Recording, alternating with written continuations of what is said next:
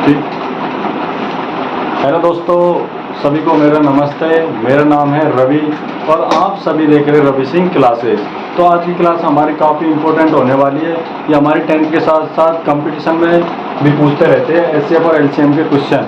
तो इसमें एक दो क्वेश्चन कंपटीशन में पूछते रहते हैं। सभी भाई हमारे तैयारी कर रहे हैं, उनको सभी को पता होगा कि एलसीएम और एचसीएफ के एक एक क्वेश्चन हमेशा पूछता रहता है।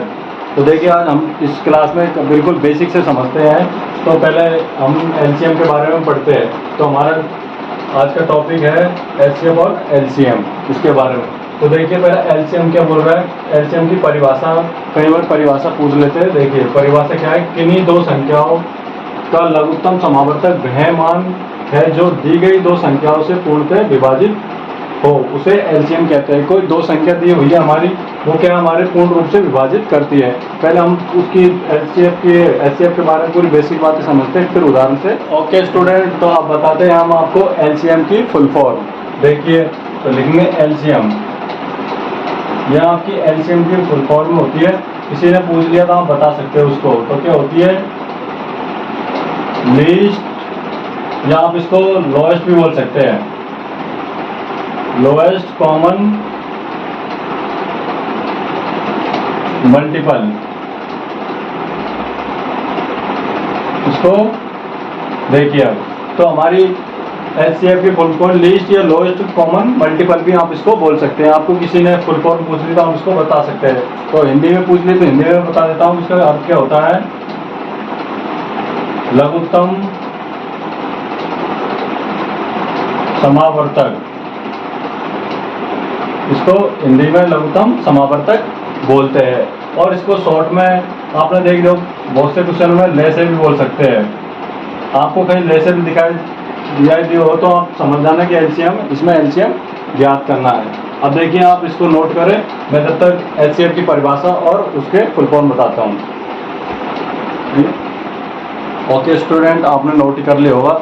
अब देखिए एचसीएफ। तो एचसीएफ की परिभाषा क्या होती है, तो देखिए, किन्हीं दो संख्याओं के सबसे बड़े समावर्तक जो कॉमन फैक्टर होता है उनको संख्याओं का एचसीएफ कहते हैं। तो पहले एचसीएफ की उदाहरण समझेंगे, लेकिन उससे पहले हम इसकी फुल फॉर्म समझेंगे। तो देखिए एचसीएफ, तो एचसीएफ क्या होता है हमारा, एचसीएफ की फुल फॉर्म आपसे किसी ने पूछ ली हो क्या होती है इसकी फुल फॉर्म। तो देखिए,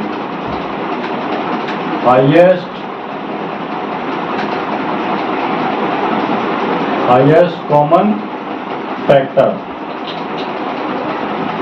तो इसकी फुल फॉर्म आपसे किसी ने पूछ ली होती है, तो हाईएस्ट कॉमन फैक्टर। हिंदी में इसका अर्थ मैं बताता हूँ, हिंदी में क्या होता है। देखिए, तो हिंदी में इसको बोलते हैं महत्तम समावर्तक।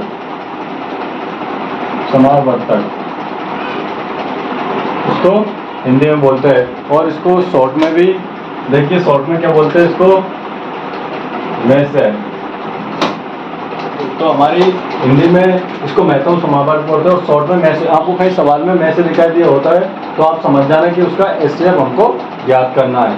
देखिए, तो एचसीएफ निकालने की बहुत सारी विधियां हैं। आप इसमें मोस्ट यूज होने वाली दो विधियां होती है। तो लिख देता हूँ, एचसीएफ की निकालने की दो विधि। आप कोई सी भी विधि से निकाल सकते हो आपके इच्छा अनुसार। तो देखिए कौन कौन से, एक तो फर्स्ट है हमारी लगातार भाग विधि। लगातार भाग विधि से आप इसको एचसीएफ निकाल सकते हैं। दूसरी है हमारी अभाज्य गुणनखंड से। दूसरी है हमारी अभाज्य गुणनखंड। आप अभाज्य गुणनखंड से भी एचसीएफ निकाल सकते हैं।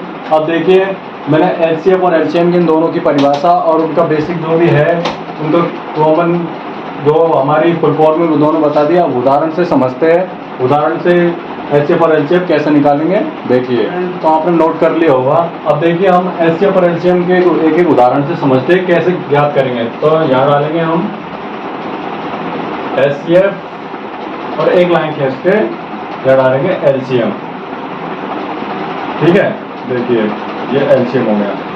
तो देखिए ये क्या होते हैं, हम इसमें फुल फॉर्म बताई थी मैंने, हाईएस्ट कॉमन फैक्टर, और यह क्या होती है हमारी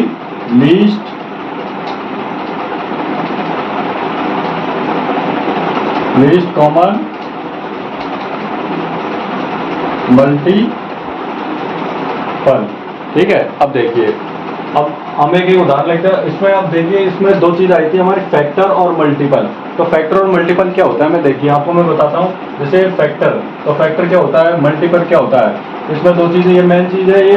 अब देखिए, जैसे हम 18, कोई दो संख्या लेते हैं 18 और 12, ठीक है, दो संख्या ली इसमें, तो इसमें हम एचसीएफ कैसे ज्ञात करेंगे। तो फिर फैक्टर क्या होता है, जैसे फैक्टर 18, तो 18 स्वयं 1 से कटेगा, 2 से कटेगा, 3 से कटेगा, और कौन सी संख्या से कटेगा, 6 से कटेगा, और एक स्वयं 18 से और कटेगा, और एक 9 से और कटेगा।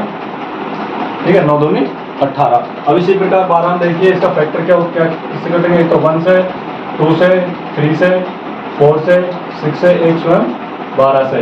कोई और संख्या से कट रहे हो तो मुझे बता देना। ठीक है, अब देखिए, अब इसमें क्या होता है फैक्टर। तो फैक्टर हमारे बताया था कि जैसे 18, इसको किस से संख्या का, 1 से, 2 से, 3 से, 6 से, 18 से और 9 से स्वयं से काट सकते हैं। तो इसमें देखते हैं कॉमन, तो इसमें सबसे, इसमें ये कॉमन है, इसमें ये भी कॉमन है, ये भी कॉमन है। तो हमें देखता है न्यूनतम, इसमें कॉमन क्या है, जैसे 6, इसमें 6 कॉमन है ये, और इसमें भी 6 कॉमन है। तो क्या है, 6 इसको भी काट रहा है और 6 इसको भी काट रहा है। तो हमारा एचसीएफ क्या हो गया, हमारा एचसीएफ हमारा आया था कितना, 6। ये इस प्रकार हम एचसीएफ ज्ञात करेंगे।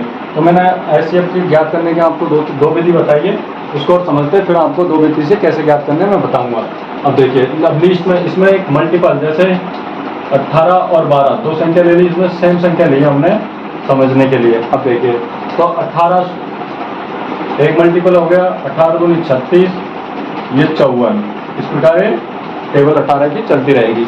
और इसमें देखिए 12, 36, 48, इस प्रकार है।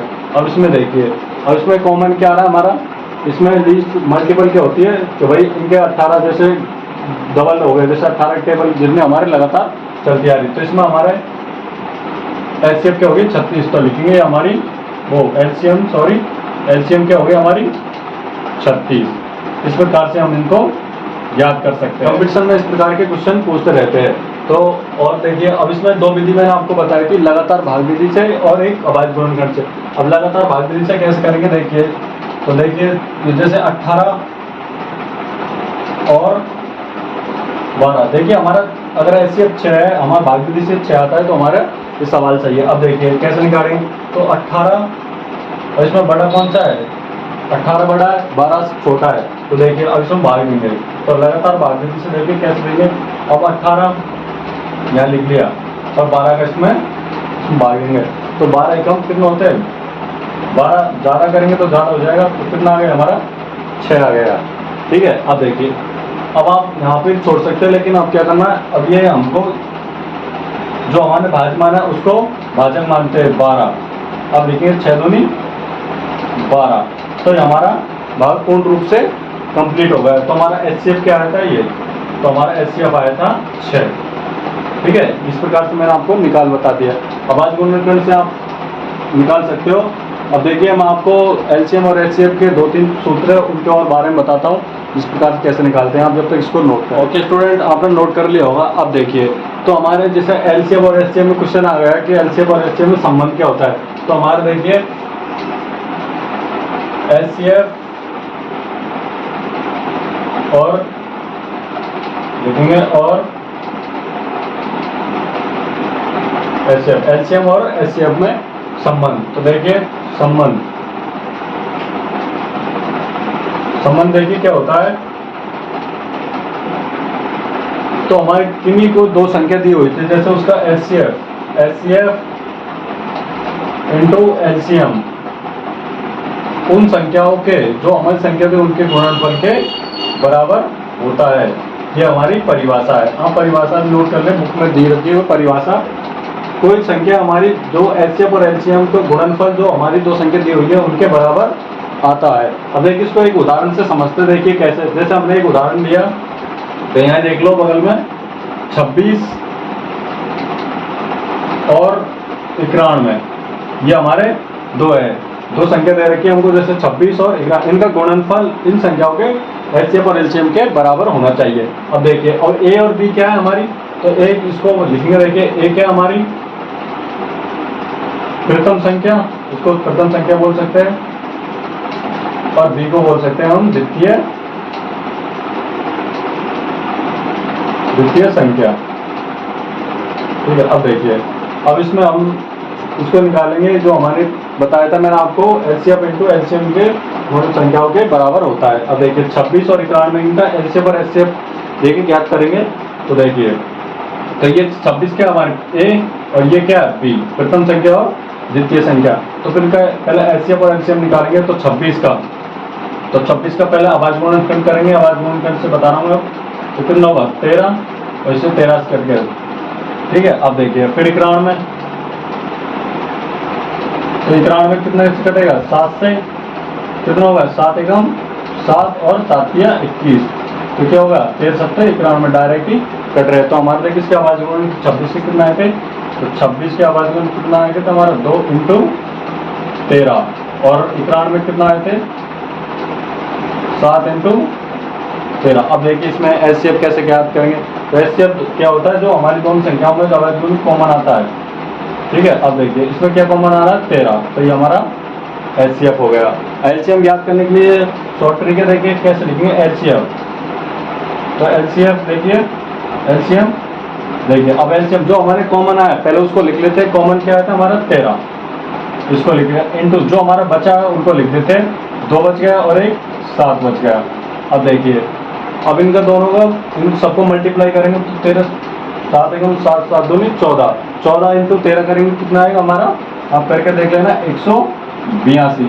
अब देखिए, तो हमारा एचसीएफ 13 आया था और एलसीएम आया था 182। अब देखिए इनमें सेटिस्फाई हो रहा है नहीं हो रहा। देखिए एलसीएम और एचसीएफ कितना आया था हमारा, तो एचसीएफ लिखेंगे 13 इंटू एलसीएम कितना आया था 182 बराबर। अब ए और बी क्या है, प्रथम संख्या और द्वितीय संख्या। प्रथम क्या है हमारी 26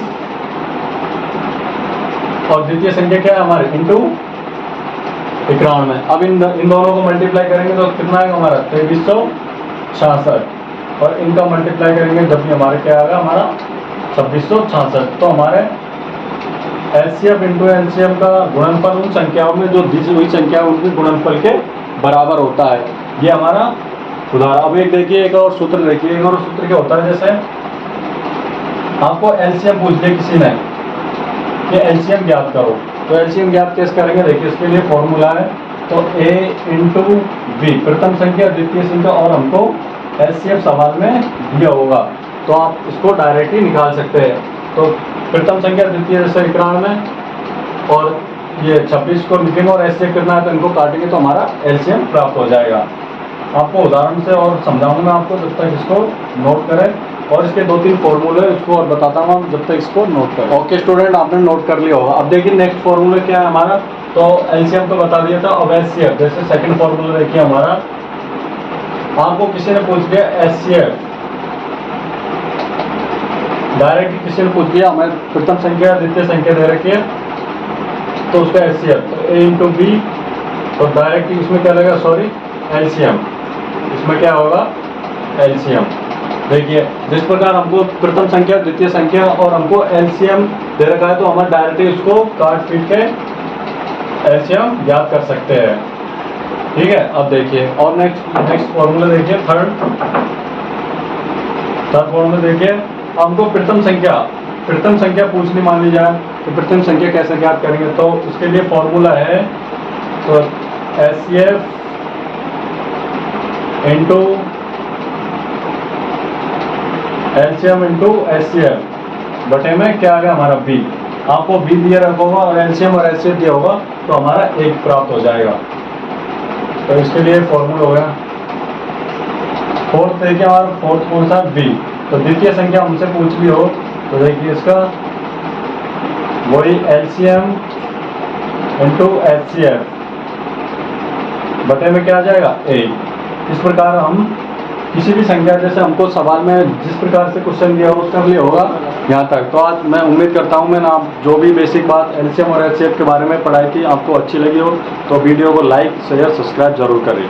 थैंक यू सो मच।